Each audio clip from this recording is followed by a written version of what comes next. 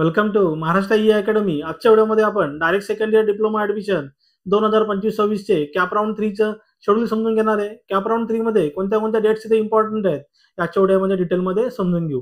बघा, असेच तुम्हाला पुढच्या येणाऱ्या व्हिडिओचे अपडेट हवे असतील तर आपलं जे टेलिग्राम चॅनल आहे ते टेलिग्राम चॅनल तुम्ही जॉईन करा. त्याची लिंक तिथे डिस्क्रिप्शन मध्ये अवेलेबल आहे. तसेच तुम्हाला एमएसबीटीचा सिलेबस, लास्ट इयरचे क्वेश्चन पेपर अँड सोल्युशन आणि सब्जेक्टचे कोर्सेस हवे असतील तर आपलं जे ऍप्लिकेशन आहे महाराष्ट्र ई अकॅडमी, ते ऍप्लिकेशन डाउनलोड करा. त्याची लिंक सुद्धा तिथे डिस्क्रिप्शन मध्ये दिलेली आहे. बघा, कॅप राऊंड 3 चं शेड्यूल समजून घेऊ. Direct second year diploma admission 2025-26 cap round 3.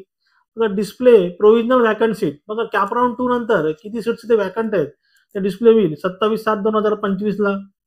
Online submission confirmation option form, तुम्हाला इथे कॉलेजचे चॉईस कोड इथे फिलअप करायचे आहेत 28/7/2025 ते 29/7/2025. डिस्प्ले प्रोव्हिजनल अलॉटमेंट म्हणजे तुम्ही जे ऑप्शन फॉर्म फिलअप केला होता त्याच्यानुसार तुम्हाला जी अलॉटमेंट झालेली आहे ती डिस्प्ले होईल 31/7/2025 ला. ऍक्सेप्टिंग ऑफर सीट आणि रिपोर्टिंग टू अलॉटेड इन्स्टिट्यूट. बघा, कॅप राऊंड 3 नंतर अजून एक राऊंड इथे होणार आहे, कॅप राऊंड 4. आता तुम्हाला कॅप राऊंड 4 ला जायचं असेल तर तुम्ही तिथे तो डिसिजन घेऊ शकता 1/8/2025 ते 2/8/2025 मध्ये. ऍक्सेप्टिंग ऑफर सीट, जी ऑफर केली सीट तुम्हाला ऍक्सेप्ट करायची असेल तर तुम्ही तिथे ती फ्रीज करू शकता. मग पुढच्या राऊंडला जायचं असेल तुम्ही नॉट फ्रीज किंवा बेटरमेंटचा ऑप्शन तिथे घेऊ शकता. आणि जर तुम्ही कन्फर्म केलं, फ्रीज केलं किंवा ते ऑटो फ्रीज मध्ये येत असेल तर रिपोर्ट टू अलॉटेड इन्स्टिट्यूट तुम्हाला करायचं आणि ऍडमिशन तुमचं तिथे कन्फर्म करायचं आहे.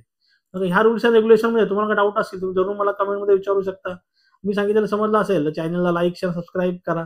साईडला बेल आयकॉन बटन ते प्रेस करा म्हणजे माझ्या पुढच्या व्हिडिओच्या नोटिफिकेशन सर्वात पहिले भेटतील. थँक्यू.